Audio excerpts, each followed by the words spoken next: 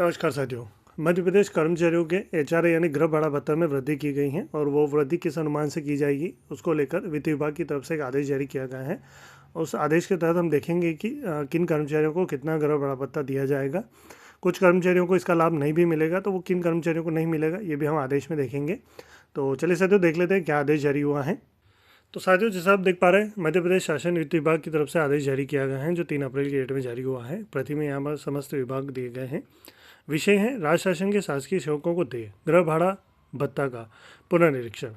राज्य शासन के शासकीय सेवकों को वर्तमान में वित्त विभाग के संदर्भित परिपत्र द्वारा स्वीकृत दरों के अनुसार गृह भाड़ा भत्ता देय है।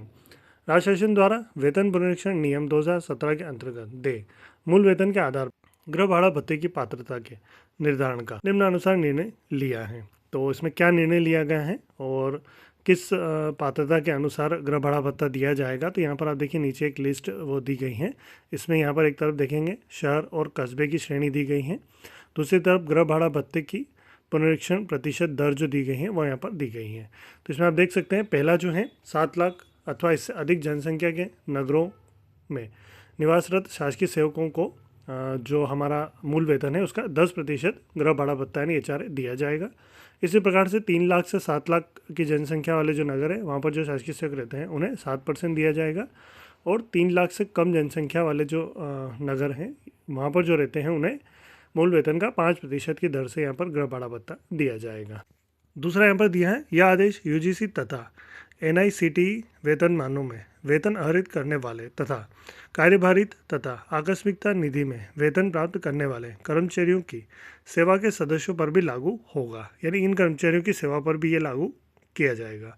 तीसरा इसमें दिया है निम्नांकित सेवा संवर्ग को इस आदेश के अंतर्गत दे गृह भाड़ा भत्ते की पात्रता नहीं होगी, यानी इसके अंतर्गत जो कर्मचारी आएंगे उनको गृह भाड़ा भत्ते की पात्रता नहीं होगी। तो इस प्रकार के कौन कौन कर्मचारी हैं और उन्हें क्यों नहीं मिलेगा, तो यहाँ पर देखिए पहला दिया है जिन्हें शासकीय आवास गृह आवंटित किया गया, यानी जिसको शासकीय आवास मिला है उसको भत्ता नहीं दिया जाएगा, अथवा जो किराया रहित शासकीय आवास गृहों में निवासरत हो अथवा जिन्हें किराया रहित आवास गृह के बदले और कोई भत्ता दिया जा रहा हो उनको गृह भाड़ा भत्ता नहीं मिलेगा।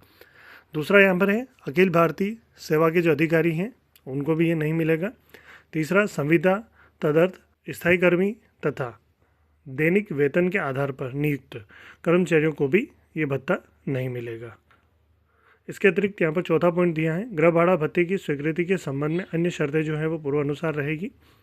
उपरोक्त गृह भाड़ा भत्ता संबंधी दिशा निर्देश दिनांक 1 अप्रैल 2025 से प्रभावशील होंगे, यानी ये जो आदेश है ये 1 अप्रैल 2025 से लागू हो चुका है। यानी अप्रैल का जो गृह भाड़ा भत्ता है वो आपको थोड़ा बढ़ा हुआ मिल सकता है। अगर आप किस प्रकार के नगर में रहते हैं उसके हिसाब से आपको जो मूल वेतन है उसका 10%, 7% तथा 5% गृह भाड़ा भत्ता दिया जाएगा। तो साथियों आज के लिए इतना ही था। धन्यवाद साथियों। इसी प्रकार की अपडेट्स और जानकारी के लिए हमारे चैनल से जुड़े रहिए। अगर आपने अभी तक चैनल सब्सक्राइब नहीं किया हो तो प्लीज़ पहले चैनल सब्सक्राइब कर लो और पास में जो बेल आइकन उस ऑल पर सेट कर दे ताकि आपको हमारा नए वीडियो नोटिफिकेशन प्राप्त हो पाए।